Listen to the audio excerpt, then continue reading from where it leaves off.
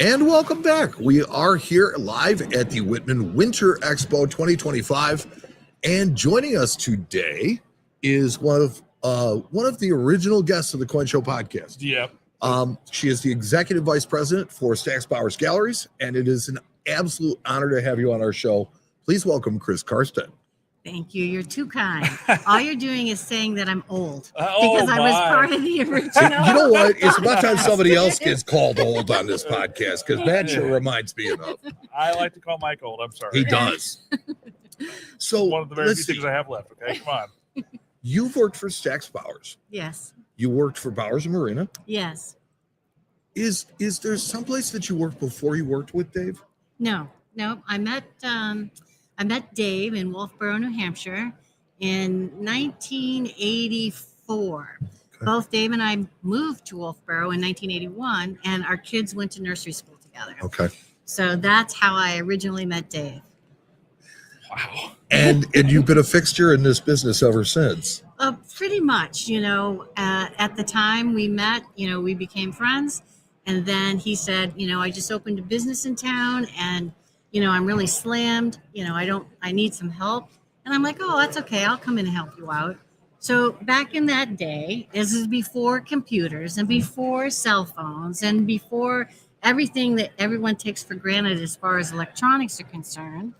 We ran our auctions, with pens and papers and spreadsheets. Teletypes. Yeah. Yeah. So I went in, I started with Dave. I would go in, I would open the mail, I would alphabetize the bid sheets, and then I'd enter them into a 3-ring binder. And that is what we would take to our auctions. That's your spreadsheet. That was how we did that back in the day. And then, the auctions we did manually. We wrote the results in the notebook and then reconciled everything. And so you had no numismatic experience at all? No, I had none. However, it didn't take long working side by side with Dave. So not only did I help him with the mail, back in that time, Dave did a tremendous amount of the cataloging all himself.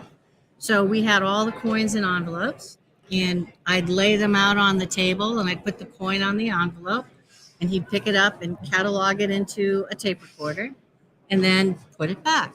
So I got to hear him talk about thousands and thousands of coins over the years. That's a heck of an education in and of itself. It was, and I'm actually looking at these original rarities from Norweb and Eliasberg and all these other fabulous collections that were coming through the doors.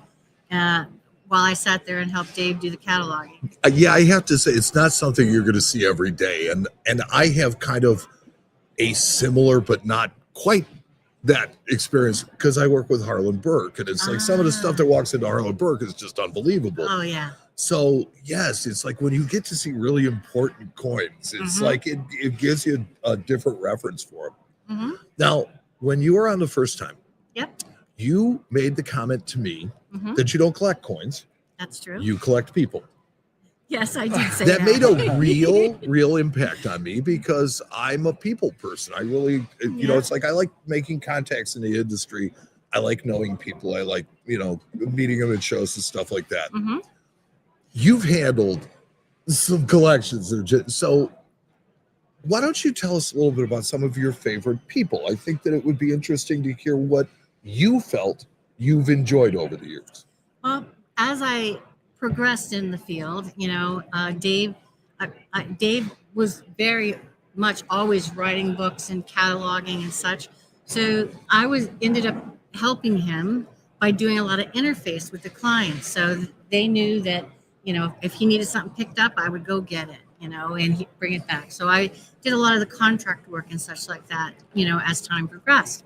So I would meet these people, and I just like them. I can't even think of a single consignor at this point in my life that I don't have some sort of fond memory about, even if they were kind of difficult. That's fortunate. That's very fortunate. I like that phrase, kind of difficult. So, for instance, it was such a thrill for me when we dealt with Eliasberg back in the 90s.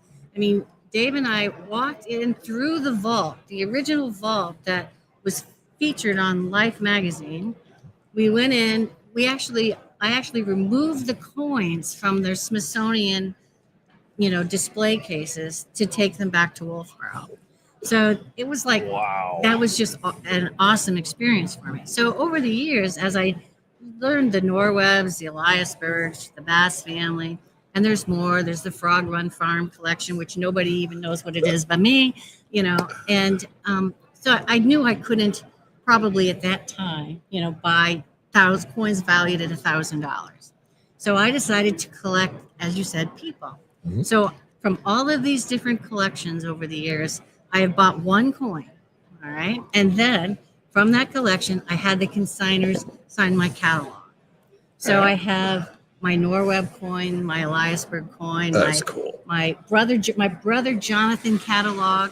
That was so nerve-wracking trying to get a coin out of that sale in California, because all of the divers were there and the people were there, and the first coin off the block went for a ton of money. And so the second coin came up and it was like boom, boom, and I bid and I got it. So I was so excited, and everything else went through the roof. So I have my brother Jonathan, my Central America, and the list goes on. So that's what I mean when I say I collect people. I have all these memories that connected mean, there is no connection. Oh. Sometimes they're copper, sometimes they're silver, sometimes they're gold, sometimes it's currency. But, I have my memories Well, in that way. walking into the Eliasberg vault must have been like entering King Tut's Oh, tomb. it absolutely was. It absolutely was. Here it is back in 1990. I don't know. My brain's not quite there. You're 95 or something along those lines. And first of all, I've never seen a vault door like that. I don't know. I wish I had a picture of it to show you, because it's this giant. He was on the cover, like I said, of Life magazine. It's this giant round door. And then you go in, and then we had to wear gloves. Sure. Okay. Of course. And all of these, if you see the pictures of the Eliasberg collection on display, at the Mint or the Smithsonian, that's the cases they were in. Oh, okay. And each case had a wax red seal on it. So I have one of those too. Very much like King Tut's tomb, it sounds like. Very much. Yes. Yeah. That's Yeah. awesome. Some cat sitting over in the corner. Yeah. Uh-huh. That's so cool. That It was remarkable. And the amazing part is from everything we talked about so far, you remember the things that only get spoke of as almost like legends these days, where it was, we did everything on paper and we hand entered it. And now fast forward to today, where everything moved at the speed of light compared to that. That is true. It's just a very interesting contrast from how they used to do things to how we do things today. Harlan has told me horror stories about them doing the buyer bid catalog and literally throwing coins across the room because they had the bid sheet for it over there, and it got wild. Yeah. Well, we didn't really throw coins I was going to around say too that's much. probably not what happened. But Not the Norwebs. No, Yeah. probably not. But the remarkable thing was when you see everything that goes into the auctions we do nowadays, and you think back and say to yourself, we did this with pen and paper. How the heck did we Are do you this? kidding me? And not only at that time, but the auction rooms were full. And I know I don't know if we're going down the same path you wanted to, but to look out at the auction room and see, John J. Ford and Don Partrick and David Akers and Martin Paul and all of these guys bidding against each other.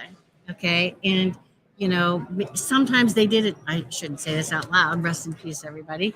But, they do it on purpose. Just to roast each other. Okay. Yeah. Well, if you've never been to auctions with your friends, sometimes you will do that just about. They'll make you pay for stuff. Yes. But it's a totally different dynamic having been in all of those live auction rooms back in the day. To have those kind of bidders walk in the door, it's like you just got to sit back and go, okay, this is going to be something. Let's sit back and watch. It was. But I think you knew that from the material that you had. Yeah. The quality of the material that you've worked with has just been insane. And one of the things I'm most pleased about is that every consignor that I truly have worked with, I have maintained a relationship with over the years. So, I would still consider them my friends. How cool is that? That's just so neat. I like that. Mm-hmm.